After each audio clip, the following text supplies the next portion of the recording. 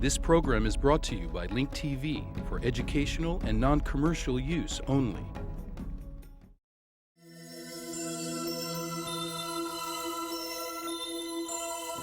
Mosaic, a daily news program from Link TV, presents a selection of news reports from independent and state-controlled broadcasters from throughout the Middle East.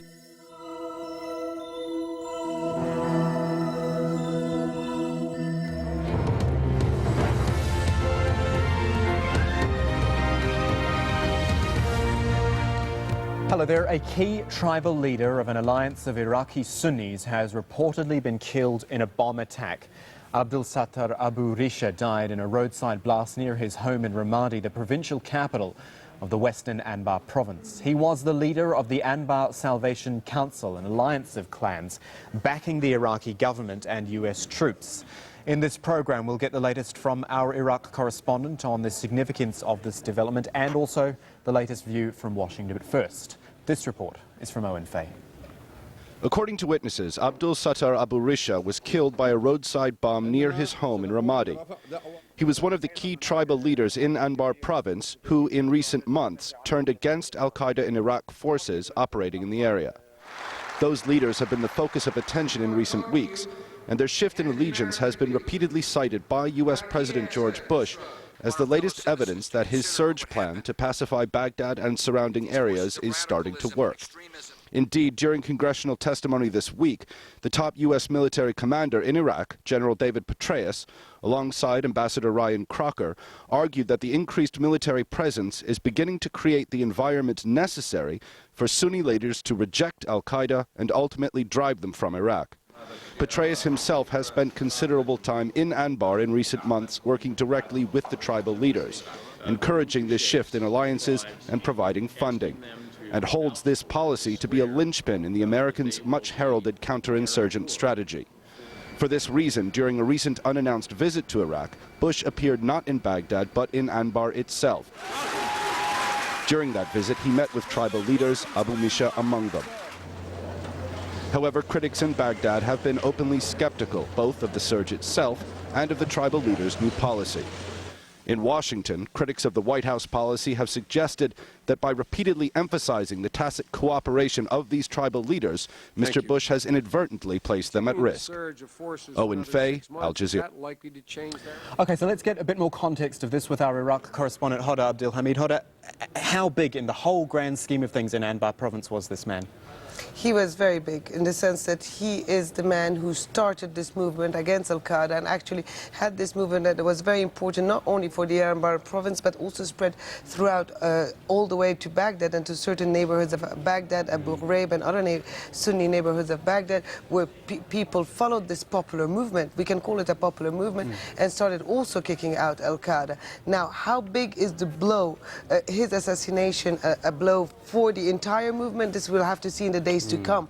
Just a few months ago, also some tribal leaders from Ramadi, from his same council, were killed in Baghdad. They were at the Mansour Millia Hotel and they were killed in the lobby by a suicide bomber, but they went on with their work. However, it is a huge blow for the Bush administration. I mean, this entire week, while General Petraeus and Ambassador Crocker were giving their reports to the Senate, and during the hearings, they were boasting about these successes in Anbar province and how the Americans have helped them. Now, it was actually the only success they were able to pinpoint, because Baghdad, the surge in Baghdad, is still not a success story. Now, Bush is supposed to give a speech today. I'm sure that at this point he is rewriting his speech. Rewriting it. Hoda, stay there because we've got James Bays who's live in Baghdad for us. James, can you give us anything more on the actual bomb itself, the circumstances surrounding it? I'm afraid the details we're getting at this stage are still very limited. We're told that Sheikh Abu Reesha, the bomb went off just outside his house as he was leaving his house in the road outside, but very limited details coming to us at this stage from the scene of this attack in Ramadi. So can we speculate at all about who's responsible? No, but I suppose instantly the finger will point at al-Qaeda in Iraq, because this is the man who's emerged in the last few months as one of America's most important allies in Iraq, given all the attention General Petraeus and Ambassador Crocker put on Anbar province and that testimony that you heard on Capitol Hill. This is the man that George Bush met when he came here to Iraq, as Hoda said, at that air base in Anbar province. And with George Bush speaking in 12 hours from now, I think it is likely that he will be rewriting that speech and mentioning this man that he met just days ago. Okay, James, thank you very much for that. Just stay there. I'm going to bring Hoda back in now again. Let's pick up on what James was talking about this, because you were saying how strong a figure he was in the area, but such a strong figure to the Americans as well. Could it derail some of the success that the Americans have had there in Anbar? It certainly could derail some of the success that the Americans have had there. Now, we keep on qualifying it as American success, but we have to look back at what happened. What happened is that these tribal leaders got angry with al-Qaeda. They were first in alliance with them, then they were split over the methods used by al-Qaeda, and it's then after that that the Americans jumped on the bandwagon and started helping them. But it's not an American success in itself. The Americans are using it right now because President Bush is actually, this is the only tangible sort of success that he can give. For 4 years we heard that Anbar was the most troubled area of Iraq, and all of a sudden it became the one of the most peaceful areas. But that's because they started that movement, and then the Americans jumped on the bandwagon.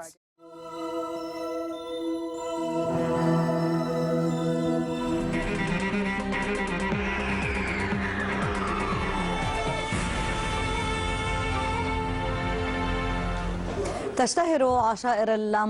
Anbar tribes are famous for dancing to the drum and the oboe, without which a celebration is incomplete. But this custom was shelved while the district was under the control of al-Qaeda. Today, after the tribe gained control over their province, the drums of joy have replaced the sounds of war. However, this was before the assassination of the leader of the Anbar Salvation Council, Sattar Abu Reesha. The full report with Majed Hamid.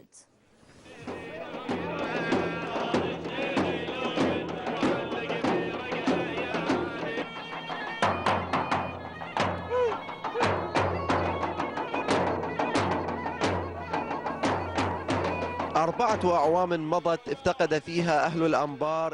the past 4 years, the Anbar missed the traditional rhythm that goes hand in hand with their Bedouin costumes, but they did not forget it. The rhythm returned with joy, waking up those who had been sleeping. Through the unity of their tribes, the Anbar succeeded in returning security to their area, a task that outsiders were incapable of achieving. The drums beat again, arms interlaced in a joyful dance after the hearts have been reunited and security returned to an area that suffered occupation and terrorism for a long time. And just as the young men used to take turns guarding their towns, they took turns in the Chobe dance, where every tribe is represented by a man. Drumming is one of our ancient traditions. It is used during weddings and special occasions. This tradition is widespread across the entire western region. There are many kinds of Chobe dancing. The traditional one is this one here. There is also the Dabke and Hose. And just as they used to shoot at their enemies, they fired shots in the air, a custom expressing happiness. Others carried swords, a tradition hundreds of years old in this province, which was the dwelling of Bani al-Abbas. Amid the traditional ethnic singing, men danced around holding guns, swords, and worry beads. The Anbar have many stories surrounding this drum. From Ramadi city in western Iraq, Majed Hamid, Al-Arabiya.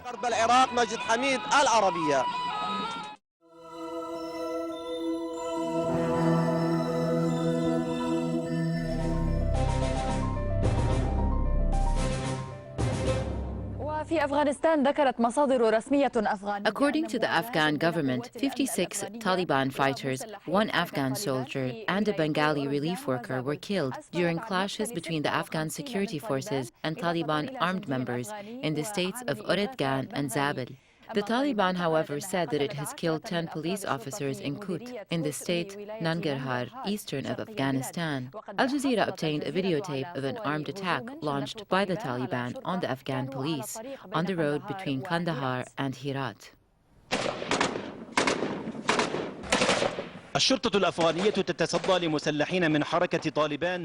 The Afghan police confronted the Taliban along the strategic road linking Kandahar to Helmand, a road that witnesses such attacks almost every day. The Afghan police and vehicles providing logistical support to foreign forces are particularly vulnerable to Taliban's armed attacks, despite the great level of security provided by private security companies and the Afghan police.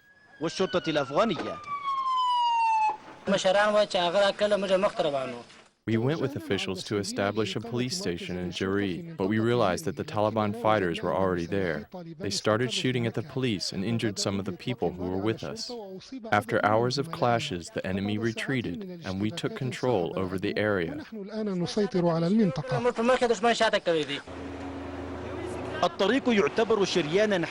NATO forces consider this road as an artery because it links Kandahar with western states and the city of Herat. But only the Afghan police is in charge of the security of this road. A number of Afghan families who live near this road decided to move away because they can no longer live in state of fear caused by the armed attacks and counterattacks that take place almost every day.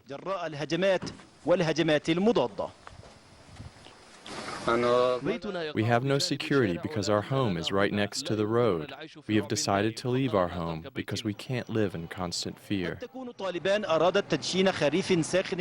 seems that the Taliban wanted to intensify its attacks during the month of Ramadan, but the psychological warfare waged by the conflicting parties is having a toll on the Afghan society. While the Afghan government is undermining the Taliban's threat to carry out more armed attacks, the Afghan people are anticipating them. It is expected that this winter will be bloodier than the last one due to the political stalemate. Samir Allawi, Al Jazeera Television, Kabul.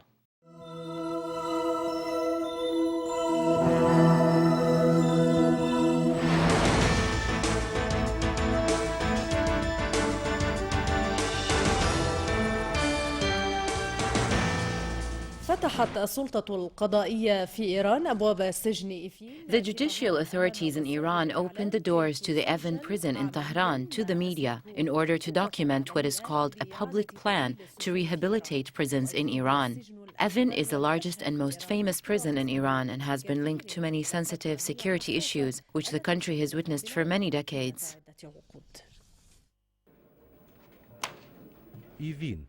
واحد من أكبر وأشهر السجون في إيران. Evin is one of the largest and most notorious prisons in Iran. It opened its doors today to the lenses and pens of the media. This appears to be a daring step by the judicial authorities.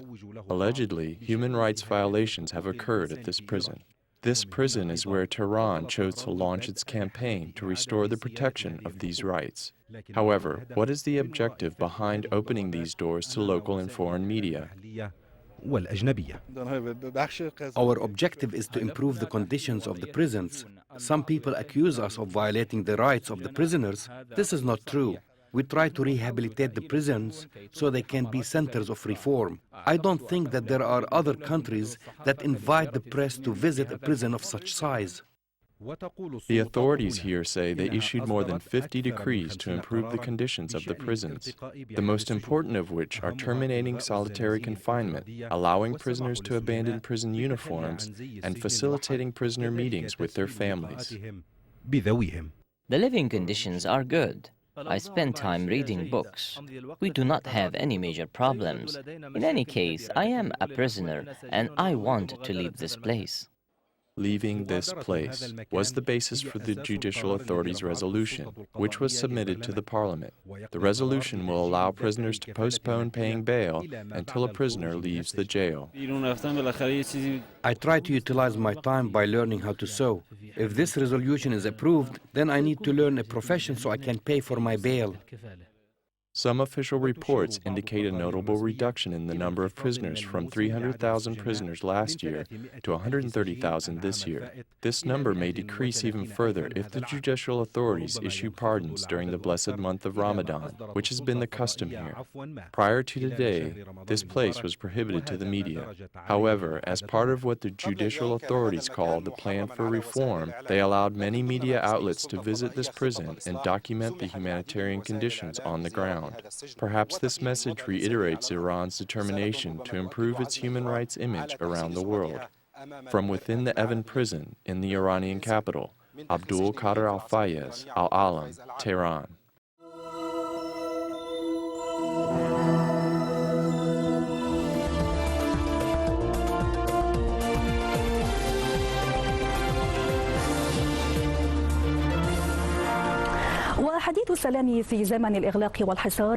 Peace talks in the time of siege coincide with the first days of Ramadan, a month that returns to Gaza to find it in a worse situation than before, a curfew, a siege, and politically divorced from Ramallah.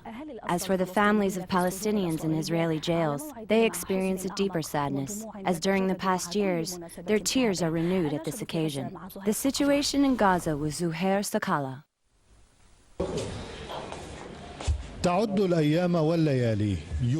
She counts the days and nights patiently, witnessing the passage of time as she ages. Naim is a Palestinian mother with 2 sons in prison, Nasser and Ala. Ramadan returns this year to find her still dreaming of reuniting with her sons around a Ramadan meal.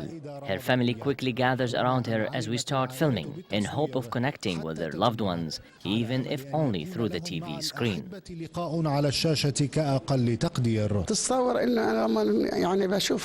I was unable to see 1 foot ahead of me.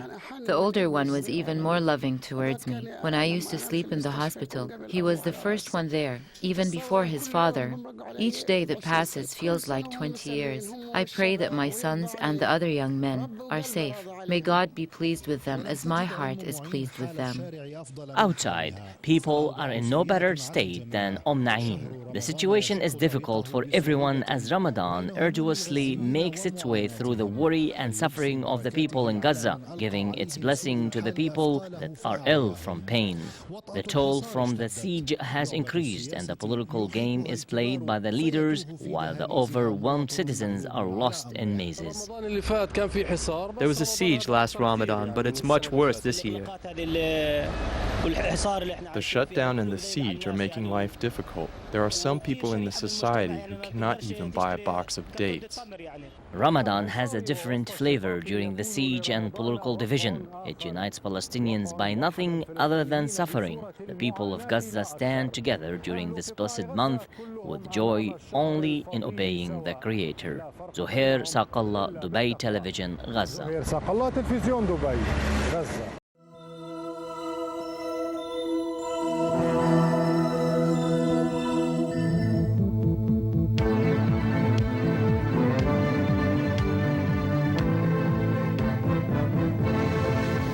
President Jalal Talabani is praising Tehran's support for the Iraqi government and the constructive role Iran is playing in restoring peace and security to the war-torn Iraq. Talabani also referred to Iran's strategic regional role and reiterated that the Iranian government is fully supporting the Iraqi government and nation.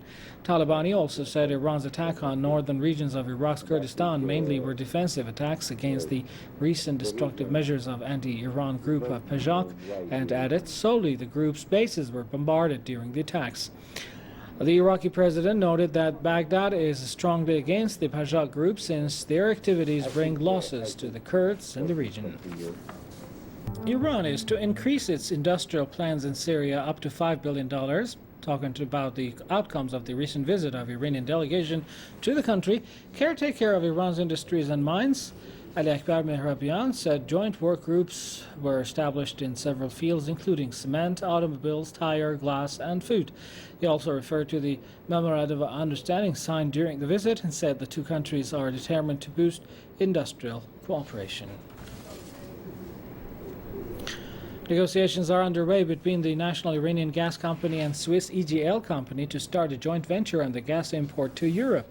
The Swiss energy minister told Iran's oil ministry caretaker, Nozari, on the sidelines of an OPEC session in Switzerland, that his country fully supports the joint project. 15 commandos were killed in a suspected suicide blast at a high-security army camp about 70 kilometers northwest of Islamabad in the latest violence to Rock, Pakistan. The commandos were eating in a northwestern camp's mess hall when the attacker detonated his explosives outside, wounding another 11 people, including 6 seriously. The blast followed 2 days of deadly clashes in Pakistan's tribal zone and coincided with the visit of U.S. Deputy Secretary of State John Negroponte.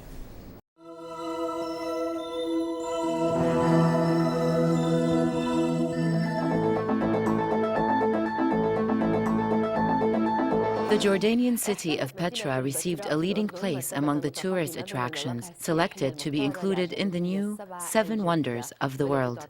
Petra is an international cultural landmark which includes ancient tombs, temples, palaces, and historical arcs, including Al-Mithbah and the famous treasury. Aside from the ancient city of Jerash, which has become a symbol for hosting one of the largest cultural and art festivals in the world, this award for Petra was a big accomplishment for Jordan. Khalil Hamoud reports. على بعد حوالي 200 كيلومتر جنوبي العاصمة الأردنية عمان. Nearly 200 kilometers to the south of the Jordanian capital Amman, an ancient city named Salah, means the stone was founded. Salah was translated by the Romans into their language and was given the name Petra, which has become famous under the reign of King Al-Harith during the 1st century BC. The ancient city of Petra, which includes stone-carved architectures, is one of the most significant sites of antiquity and innovations. Petra finished in 2nd place among the tourist attractions selected to be included in the new 7 Wonders of the World. The city is carved in stone and is hidden behind a stretch of connected mountains, which gives it a rare but splendid outlook. Visitors can enter to Petra via the Seek, a narrow path with high walls that barely allows enough sunlight to penetrate through. The Seek suddenly opens up and leads to a dramatic introduction to the treasury, which was carved in stone and shines under the direct rays of the sun. Petra is divided into several sections that are connected at the end of each narrow path. The size of the city and the uniformity of its carved stone walls provide visitors with a good idea about the innovation and the industry during the Nabatean era, who made Petra their capital more than 2,000 years ago. الذين جعلوا من البتراء عاصمة لهم منذ أكثر من 2000 عام. The Nabateans decorated their capital with palaces, temples, and arches, including the temples of Garden and the Roman soldiers. Petra is a place of wonder that brings thrills and joy to visitors, and its large size and dazzling environment create a panoramic scene that is impossible to describe. In addition, Petra is the home to many ancient temples and holy sites, including Al-Mithbah, where the Nabateans used to worship their gods. Moreover, visitors can examine the architecture, engineering, and art of the ancient Nabateans in the famous area of Wujuh Street and the Da'ir, which is Petra's 2nd significant monument. In order to feel the greatness of Petra and the gigantic power of its stones, one must make the trip. The visitors can explore ancient artifacts by visiting the famous Museum of Petra, which is just a few steps away from the Pharaoh's Daughter Center. Petra is also famous for its large entrance hall, which attracts thousands of visitors from all over the world. التي تستقطب مئات بل آلاف السياح الذين يتهافتون لزيارة مدينتهم الأثرية.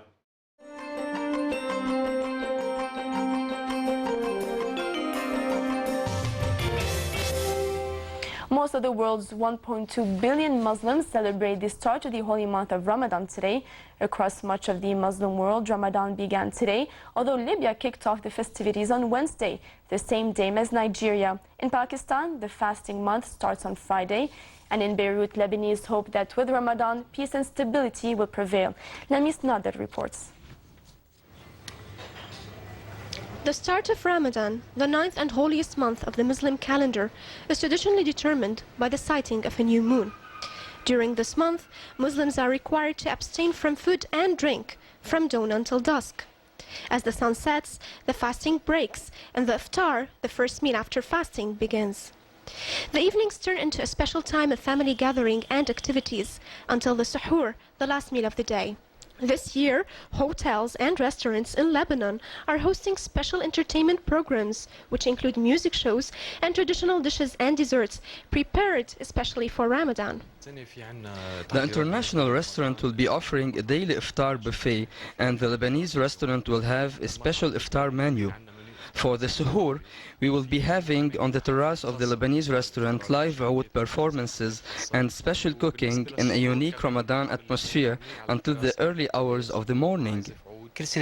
Like every year, we have special parties for Ramadan and new menus with affordable prices. We hope this holy month will be economically rewarding.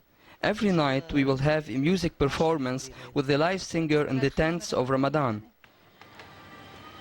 This year, however, preparations are at a slow pace, mainly as a result of the troubled political and economic situations.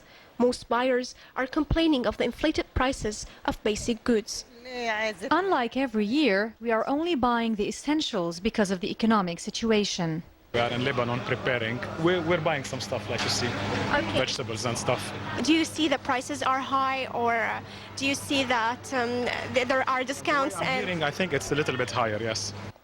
Shihad Zidan of Socrates Restaurant said the price of raw material is getting higher. This year in Ramadan is that all the raw material, the price is becoming very high, 20-25% more high than last year. And this will, most of the prices of restaurants are higher than last year, and this, I think, it will affect the purchasing of people.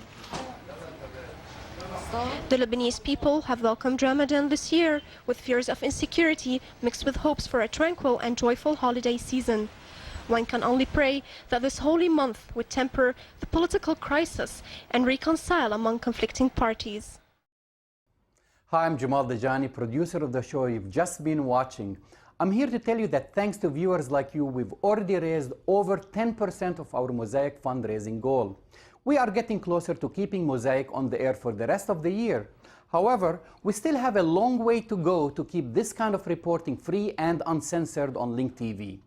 Over the past few days, you've heard from some of our biggest supporters, people like Amy Goodman, Dr. James Zogby, and Sandeep Roy. They came out because they believe in what Mosaic brings. Now we're asking you to do your part. Call 1-866-485-8848 and make your donation today. Or go to linktv.org and just click on the support button. Every donation makes a difference. For a $200 donation, we can continue to send you one more show online and by podcast. For a $400 donation, we can produce another Mosaic intelligence report. Or for a very generous tax-deductible $1,000 donation, you can join the Mosaic Producer Circle. You'll get to tour the studios, meet the staff, and see firsthand how this Peabody Award-winning show is made. Pick up that phone and call 1-866-485-8848 or go online to linktv.org. We need to hear from you before the summer is over to keep Mosaic going. I'm confident that with your support, we will reach our goal. Mosaic simply cannot happen anywhere else. I have made more than 1,400 episodes of Mosaic and never had to censor anything because of threats from advertisers, corporate underwriters, or the administration. That's because at Link TV, the bottom line is you, the viewer. Mosaic represents freedom of speech, the power of information, and access to uncensored news. In this time of war, these things are needed more than ever. Call Link TV now at 1-866-485-8848. Go to linktv.org. Thank you for your commitment and for making Mosaic part of your life. Mosaic needs your support. Help us reach our goal to raise $200,000 by the end of the year to keep Mosaic on the air. Pledge your gift today at 1-866-485-8848 or linktv.org. Get more news about the Middle East online at linktv.org/Mosaic. The Mosaic webpage offers a complete archive of Mosaic programs, program transcripts, the Mosaic video podcast, and the Mosaic Intelligence Report, a weekly analysis of the hottest stories from the Middle East. The views expressed on Mosaic are those of the participating broadcasters, not Link TV or its sponsors. The production of Mosaic is made possible with the support of viewers like you. Thank you.